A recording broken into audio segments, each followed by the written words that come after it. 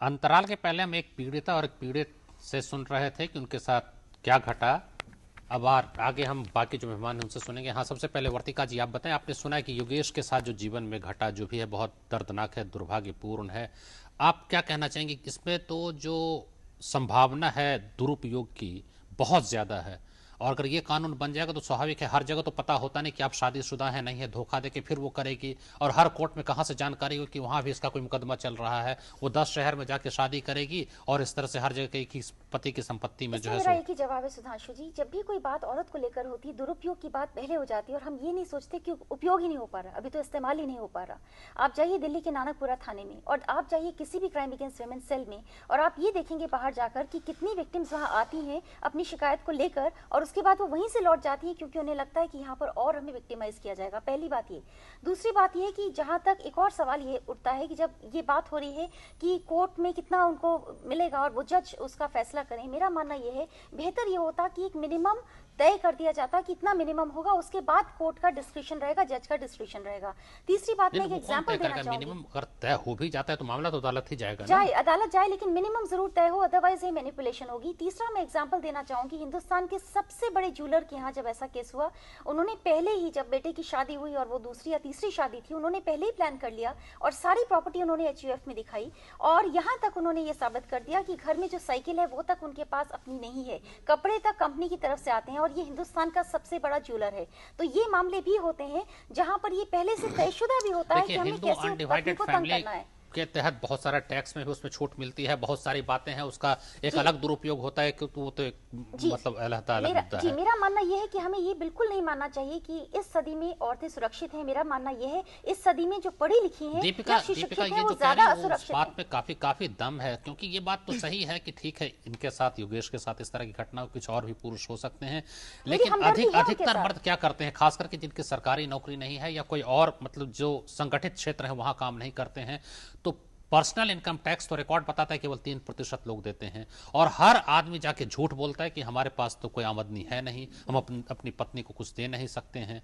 तो ऐसी स्थिति में जहां की, और हवाला यहां तक तो है कि बहुत सारे लोग तो हवाला के ही ऊपर अपनी जिंदगी निकाल देते हैं, सारा नकद है ट्रांजैक्शन, कैसे मिलेगा औरतों को हक? नहीं सुधांशु जी, मैं ये बोलना चाहूंगी कि अगर हमारे ऑलरेडी जो लॉज, जैसा कि पहले भी बात हो रही थी, हमारे पास ऑलरेडी जो लॉज हैं उनकी ही इम्प्लीमेंटेशन नहीं हो पा रही। औरतों के हक के लिए आज भी 5-5 अलग अलग लॉज हैं जिसमें वो मेंटेनेंस ले सकती हैं। अब अगर वो मेंटेनेंस नहीं मिल पा रही है या इम्प्लीमेंटेशन नहीं हो पा रहा है तो लॉ में लूप होल है, लेकिन एट द सेम टाइम हमारे हाई कोर्ट, हमारे सुप्रीम कोर्ट, जजेस, पूरा भारत हाहाकार कर रहा है कि लॉज का इतना ज्यादा मिसयूज हो रहा है।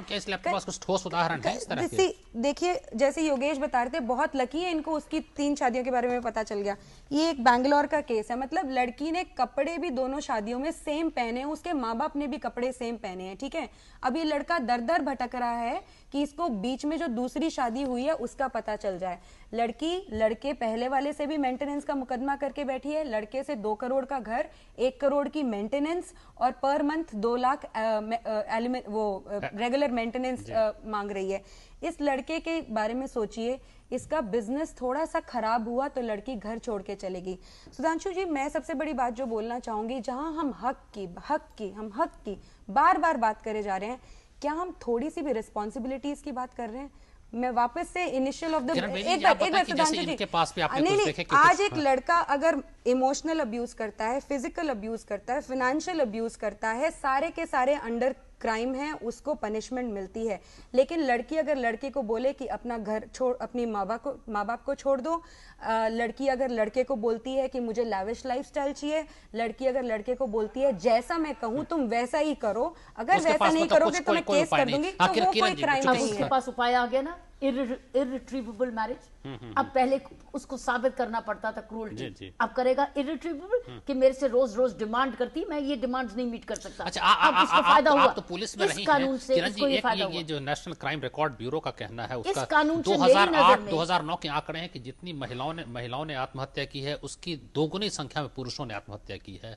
तो ये जो है, लोग कह रहे हैं कि ऐसा नहीं, अत्याचार पुरुषों के प्रति भी बहुत ज्यादा हो रहा है। मेरी नजर में ये मेरे पास एक 7 पेज का सुसाइड नोट है यहाँ पे सुधांशु, इसकी बीवी कह रही थी कि मेरी बातें मान जाओ नहीं तो मैं तुम्हारे ऊपर डाउरी का केस कर दूंगी। लड़के ने नहीं मैम, लड़की अपोज कर सकती है उस डिवोर्स को।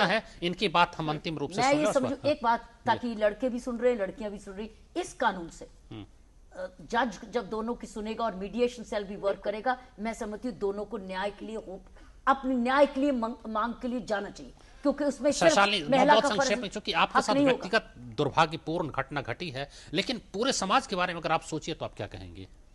पूरे समाज के लिए अगर बात करें तो ये जैसे मैडम ने कहा है कि ये जब आप पूरी तरह से विश्वास करके एक न्यायिक प्रक्रिया में जाएंगे तो जज दोनों की बात सुनेगा। मतलब अदालत पे हमको भरोसा रखना चाहिए और उम्मीद की जानी चाहिए कि जज के पास विशेषाधिकार दिया गया है। 3.5 करोड़ केसेस अभी भी हमारी कोर्ट्स में पेंडिंग है। जजेस के ऊपर कितनी लायबिलिटी। समय समाप्त हो गया, एक बड़ा मुद्दा है, हम चर्चा समाप्त करेंगे। दीपिका, वर्तिका नंदा, शालिनी जैन, किरण बेदी, आपका और योगेश आपका बहुत धन्यवाद। हम इसी उम्मीद के साथ इस चर्चा को समाप्त करते हैं कि कानून जो भी बने और जब उसका प्रारूप सामने आएगा अगले सत्र में तो शायद उस पर हम ज्यादा अच्छे तरीके से विचार कर पाएंगे, लेकिन अगर अदालत को यह अधिकार दिया जाता है तो यही उम्मीद करते हैं कि अदालत अपने उस अधिकार का निश्चित रूप से विवेकपूर्ण तरीके से इस्तेमाल करेगा और दोनों पक्षों को न्याय मिल सकेगा। इसी के साथ हम चर्चा समाप्त करते हैं। आप अपनी प्रतिक्रिया हमें भेजें as.ddnews@gmail.com या sudhanshuranjan@hotmail.com। आप हमें पत्र भी लिख सकते हैं। आमने सामने, कमरा संख्या 511, टावर बी, दूरदर्शन भवन, कॉपर मार्ग, नई दिल्ली 110001। नमस्कार।